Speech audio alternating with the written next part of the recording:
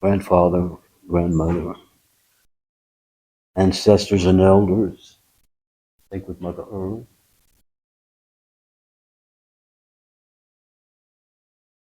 I ask you to join us today as we come together and sit in prayer with good hearts, good spirits, and good intentions. We pray for our brother Cody. We pray for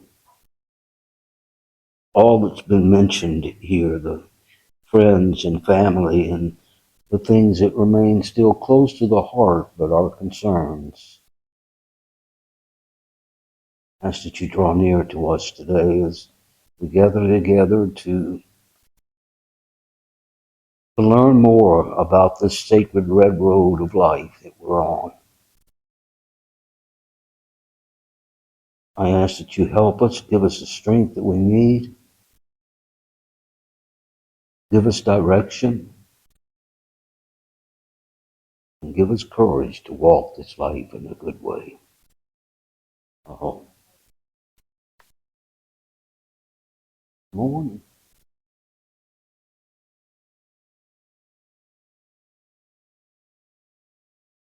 I have a couple of things that I would like to speak about this morning.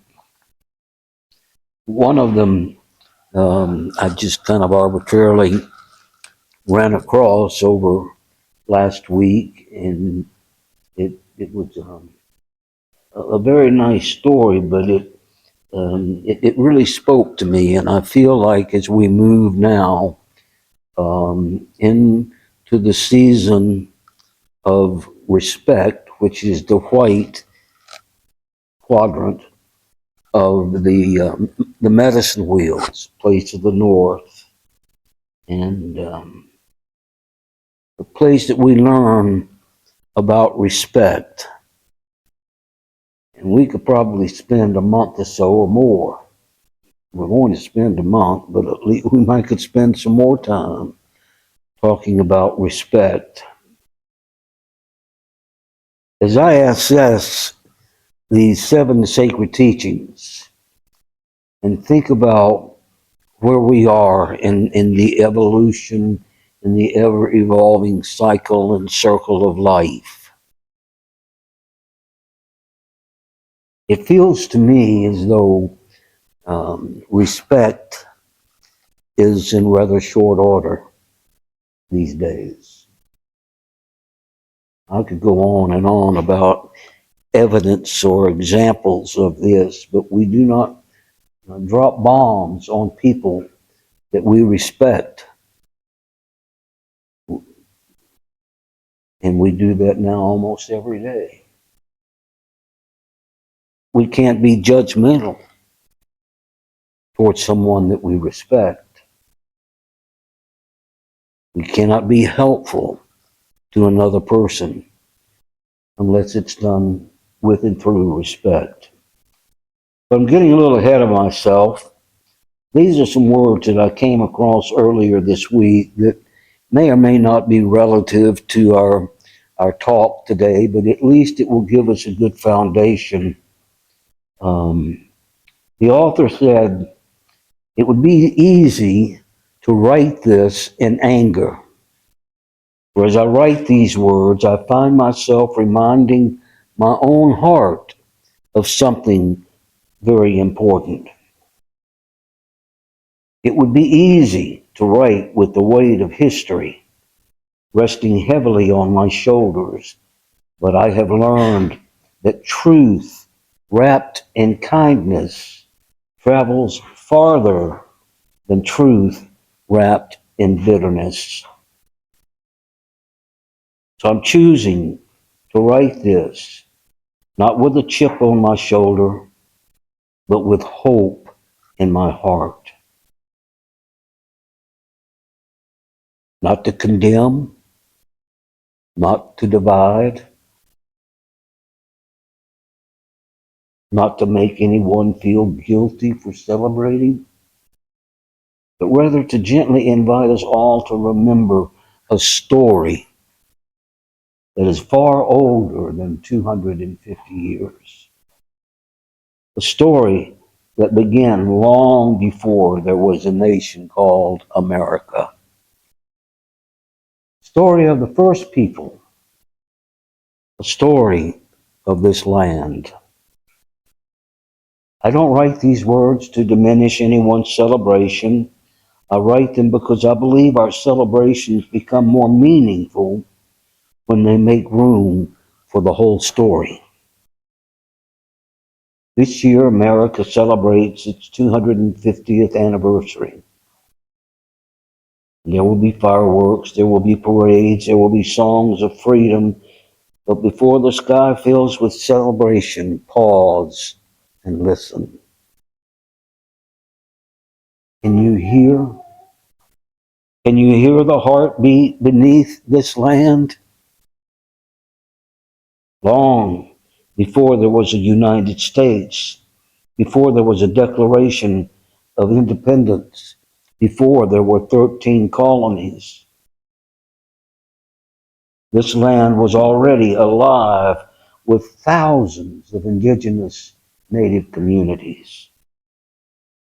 Nations flourished, governments existed, trade routes crossed mountains and deserts, laws were honored, ceremonies carried wisdom from one generation to the next. Children were taught that the earth is not a possession, rather it is a relative.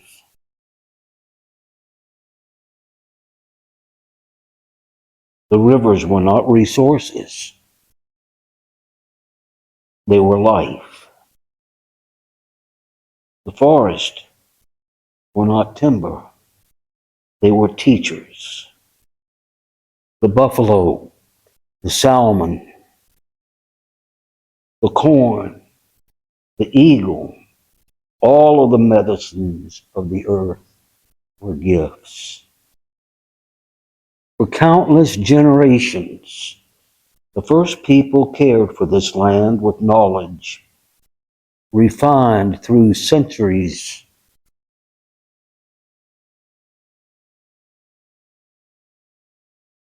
Even some of the founders of this nation looked to indigenous confederacies as examples of how independent nations could unite while preserving their own individual and unique realities and identities. The story of America is richer because indigenous ideas were part of the conversation that shaped it. Yet, when our children learn history, too often the first peoples of this land only appear in the opening chapters and then disappear. But we did not disappear. We're still here, speaking our own languages, still singing our songs, still praying, still raising our children, still protecting sacred spaces, and still carrying the memory of this land.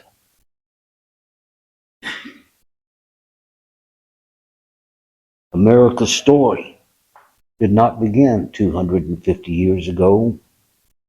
That is the story of a nation. The story of this land reaches back thousands upon thousands of years. They are not competing stories. There are only one story. A story that is stronger when every voice is heard. Imagine a celebration where every child learns not only of liberty as declared in 1776, but also the ancient nations whose wisdom, resilience, and stewardship shaped this continent long before the birth of the United States. Imagine a celebration where every child in every celebration looked to the first peoples with honor, respect, excuse me, if someone could get me some water, I would appreciate it.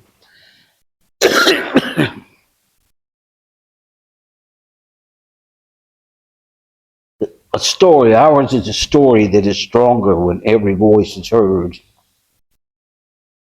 Imagine beginning each celebration with gratitude to the first people. Imagine knowing the pain of history without allowing it to define our future. Thank you.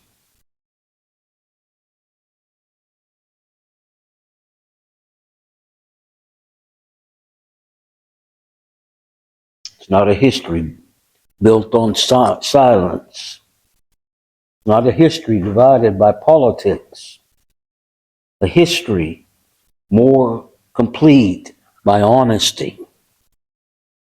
The oldest roots do not weaken the tree, they make it stronger.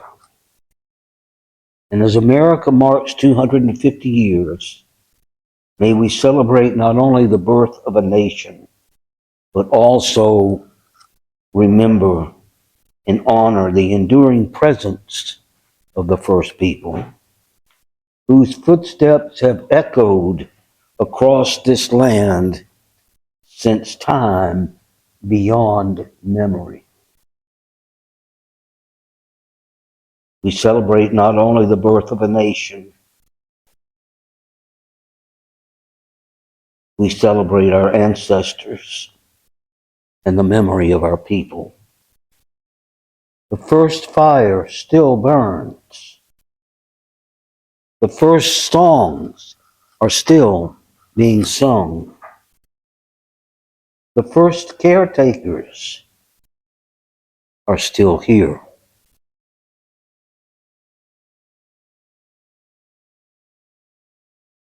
Perhaps the greatest gift America could give itself on its 250th anniversary is to finally remember the beginning. I think it's very appropriate for us to think about those words today because it's certainly in alignment with where we are and in what we're working with today and what we'll be working with during the month of August. That sounds awful weird to say, doesn't it? To think that it's August already. Um,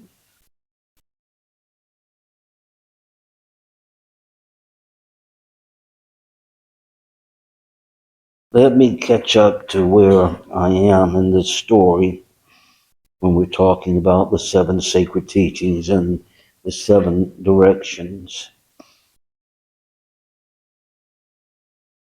This has been a long document, something that I've been working on for almost 3 years now. And every time I go back to reread it, I always edit and change something and add something to it or take something away. Mostly because I say to myself, I don't know that I really believe that anymore, you know? And so it's a bit of an awakening for me to revisit these seven sacred teachings and their position and place on the medicine wheel. As we begin to move out of the darkness and chaos of the westward seasons and into the light, we enter a realm of cooperative rest. For this is the elder season. The north is a place of respect,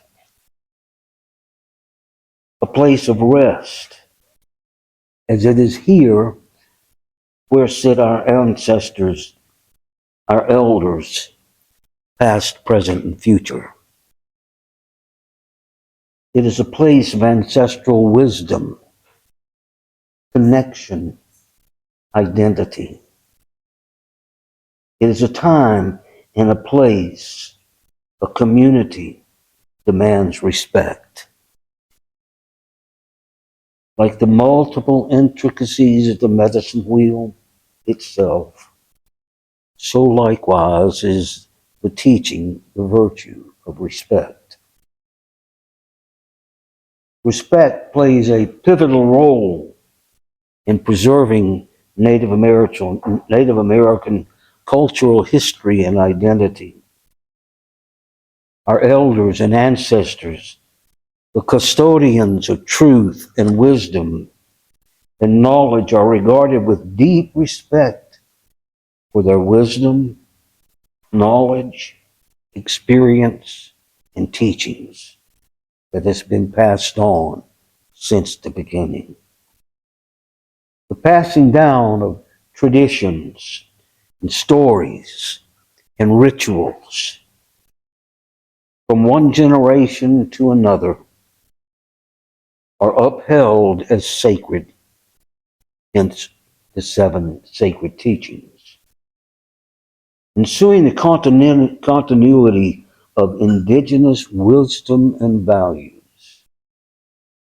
In the annual cycle of the sun and agriculture, the North was and is a place and a time of such a vital and crucial facet and function of our culture, as it was likewise the season of rest. The North orientation of the cycle of life was not only a time and place of respect, but it was here and it is here. And then that our ancestors retreated to the warmth of their lodges around the fire, closeness of family, nieces, nephews, spouses, cousins, and children. It was in the winter's harshness and the resting of the people that their stories were told, reminded, and remembered, and wisdom ensued. Respect is a word. It's both a noun and a verb, a term and an action, operative and cooperative.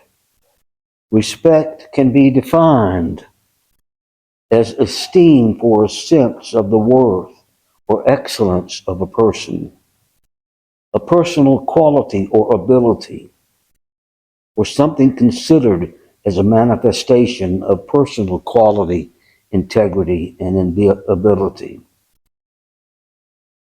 Hence, respect is something that we do and something that we show,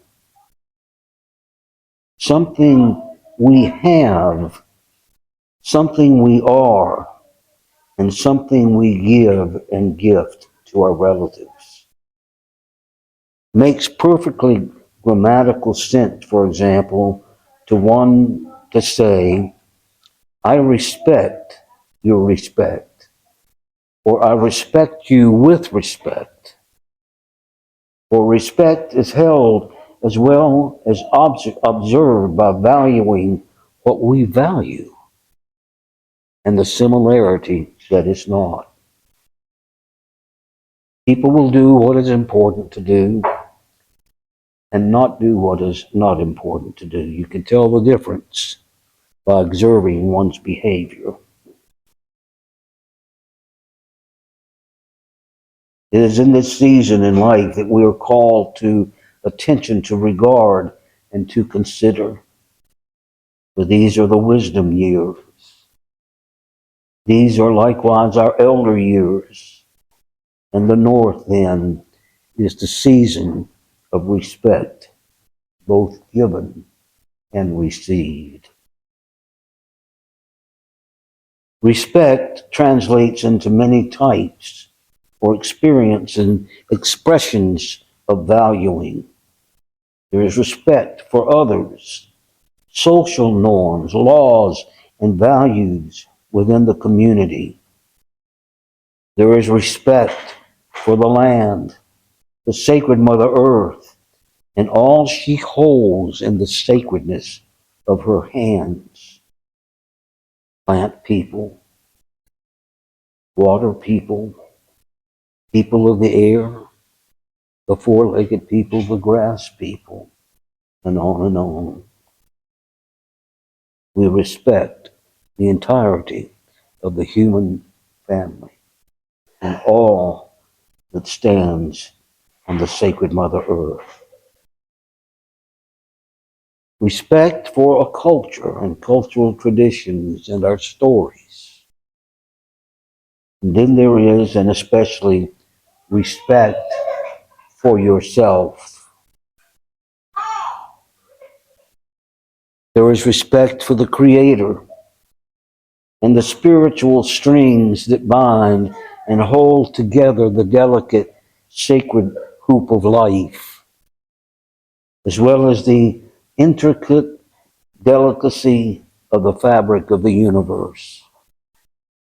Like well-balanced spokes in the wheel, in many ways, it is respect for oneself and respect for the land, the creation, and most importantly, our individual walk and prayer with the artist and the author itself, Creator.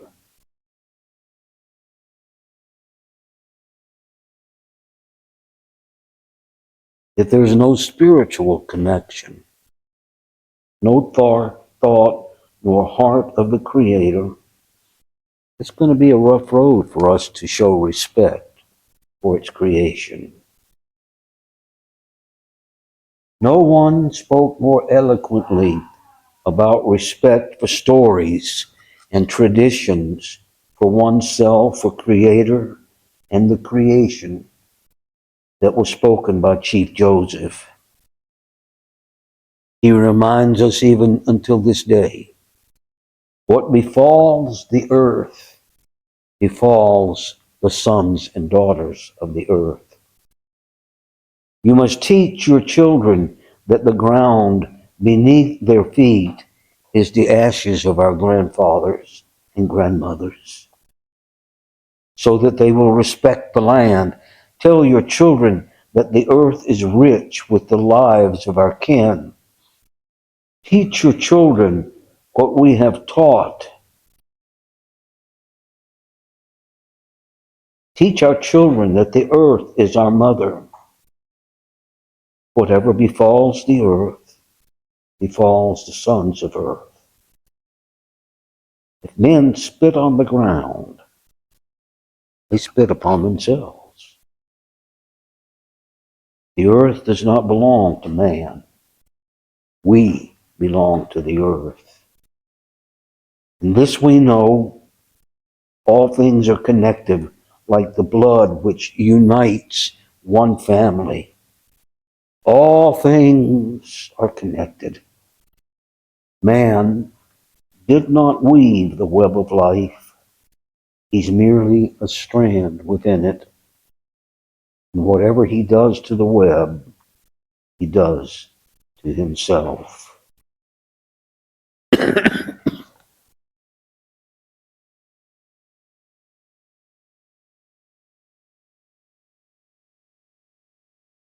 The world in which we find ourselves today, that same world that Crazy Horse foresaw for this generation, he saw a world of separations and selfishness, broken promises, broken treaties, disillusionment, and a world longing for the light again.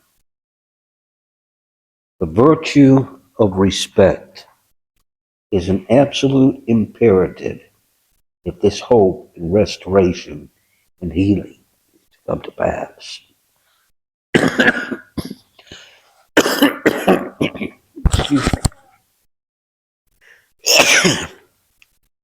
Sounds like I may be getting a cold, doesn't it?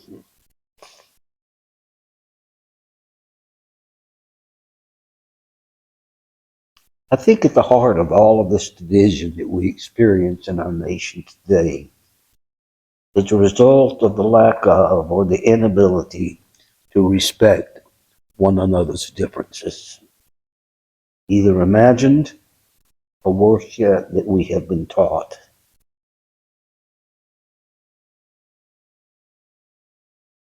Never before in the course of human history has the land and the people suffered and rebelled as she has and is today.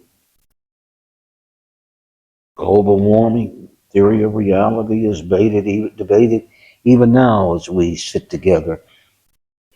Massive wildfires destroying millions of acres of forest and wildlife, in addition to homes and livelihoods. The loss and human suffering in their wake is staggering. Chief Joseph reminded us also, to the Indian and those with an Indian spirit and paradigm of life, all things are connected. To the Indian, nothing was more sacred than the land. It was the land from whence we came and to which we return as the cycle and the circle continues on.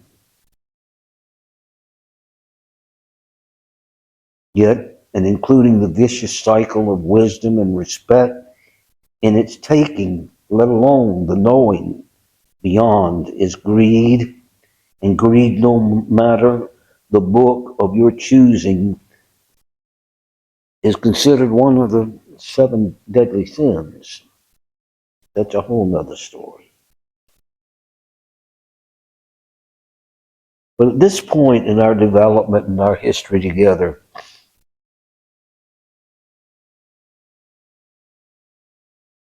we have to consider too and be considerate of our future generations. We have the 7th generation prophecy, and we also have the 7th generation principle, which teaches us to lead and prepare for our children and our grandchildren, our nieces and our nephews,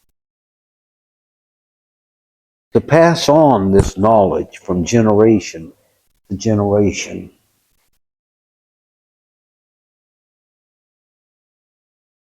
Everything is done for 7 generations beyond us.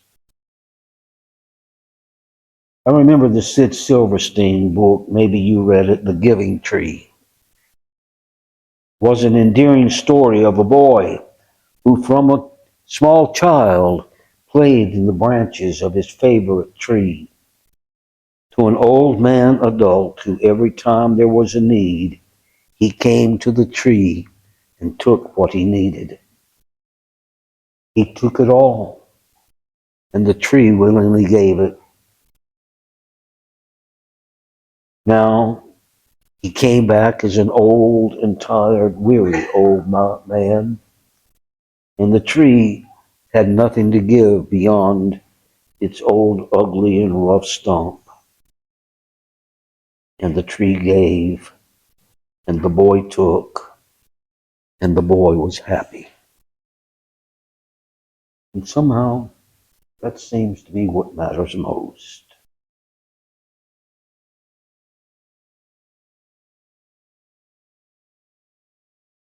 Chief Dan George reminds us, the time will be soon. The time will be when my sons and daughters and when my grandchildren will long for the cry of the loon, the flash of the salmon, the whisper of spruce needles, or the screech of an eagle. But he will not make friends with any of these creatures. And when his heart aches with longing, he will curse me. Have I done all to keep the air fresh? Have I cared enough about the water, the rivers and streams and oceans? Have I left the eagle to soar in freedom Have I done everything I can do to earn my grandchild's fondness? Respect for oneself, again, is intricately and intimately woven into one's respect for the land. How we treat the land, so we treat ourselves, and vice versa.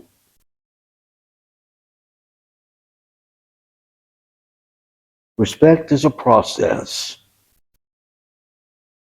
and a process which must be respected.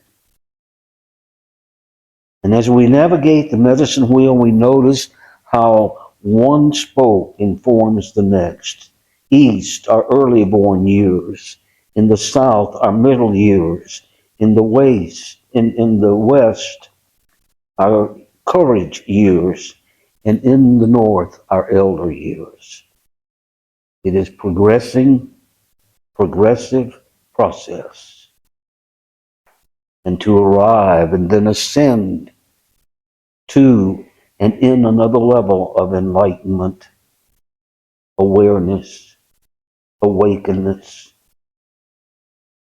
we begin again for its process. The demand and success of the ultimate arrival and arriving of unity in love, which we'll visit down the road,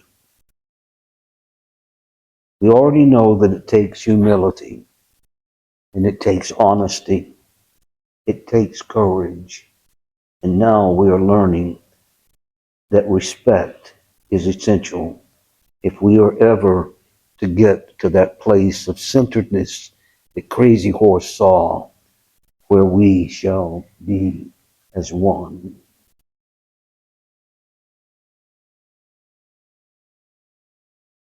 I think that's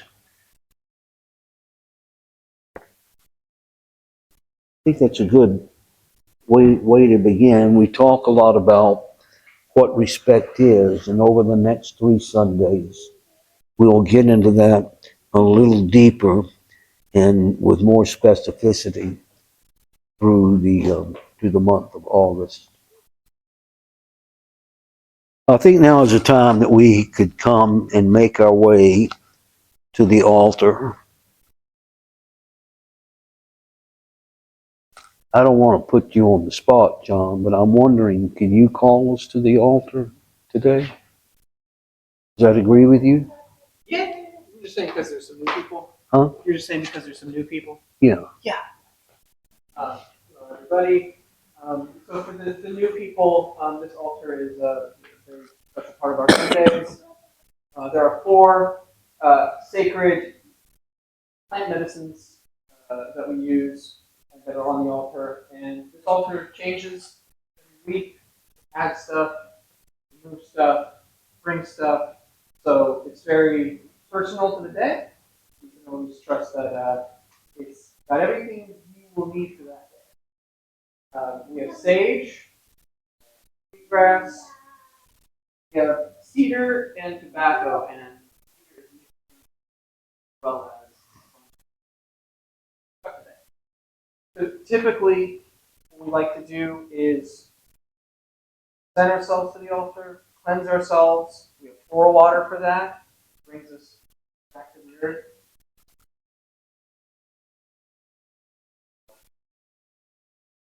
And we have a fire pit here. And after we cleanse, we can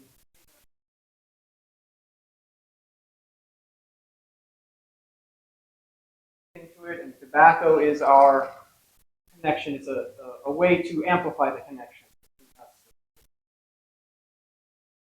Speak into it, prayer, or anything right now for this part of it is letting go. So the letting go bowl, sacrifice something that you no longer need.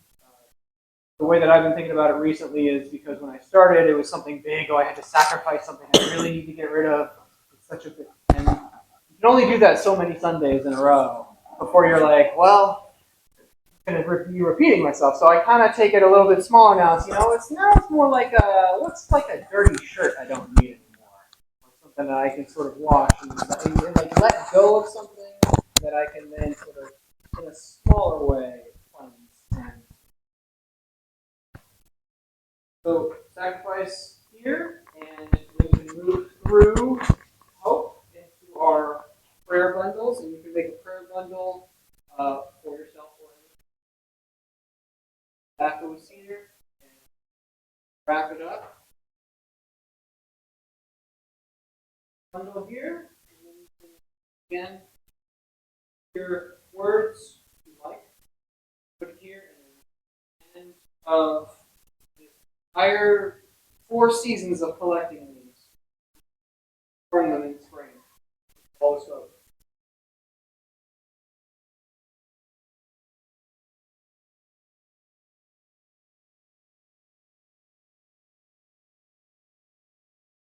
Oh, by lighting it? Anybody done this today?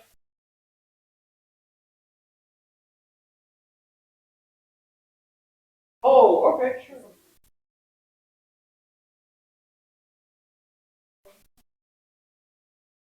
This isn't, we don't normally, I mean, so you can, for instance, say,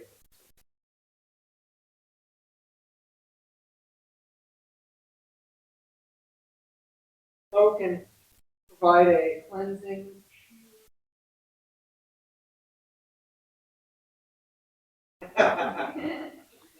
Everybody, you guys like every bit.